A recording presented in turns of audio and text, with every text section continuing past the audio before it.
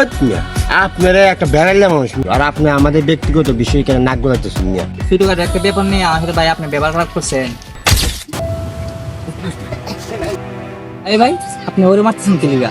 আরে ভাই আমার শুরু বাড়ি আমি যা মন চায় তা করুম, আপনাকে তো নাক গলায় এর মারুম না হারুম না আমার ব্যক্তিগত ব্যাপার, আপনি এর বিষয়ে মারছেন না।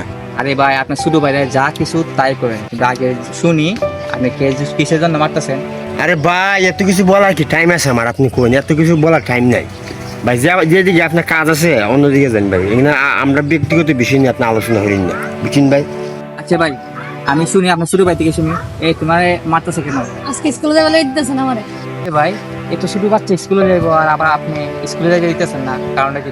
আরে ভাই স্কুলে আর পড়াশোনা হওয়া লাগতো না, স্কুলে গিয়ে কোনো লাভ আছে? এখন পড়াশোনা হয় কোনো লাভ নাই। ডা ভাড়াইতাম কাজ কাম করবো, ডা শহর কর্ম আছে প্রতিষ্ঠিত হয়ে পারবো। আর পড়াশোনা হয় বর্তমান জেনারেশনে কোনো কিছু হয় না ভাই, বুঝছো? এদিকে আমিও শিক্ষিত মানুষ, আমিও বুঝি পড়াশোনা করে কোনো লাভ নাই। এই জন্য আর ডা ভাড়ানো কাজ আছে, এখন পড়াশোনা হতে স্কুল যাইতো, এদিকে আর মারছি। দরকার নাই পড়াশোনা, এরকম পড়াশোনা আমার দরকার নাই ভাই, বাংলাদেশ এটা, বুঝছেন? ভাই আপনার যাওয়া তো আসলে কিন্তু তা ঠিক না, এটা কিন্তু ভালো মানুষের কাজ না। একটা ছোট ছেলে স্কুল যাইবো, আপনি স্কুল যাইতে দেন, আপনাকে কাজে পাঠাইতে না, আপনি নিজে একটু কষ্ট করে হলেও একটু পড়ালেখা করান। হট মিয়া, আপনারা একটা বেড়াইলে মানুষ মিয়া, আপনারা একটা কথা কবার খাওয়ান লাগবো।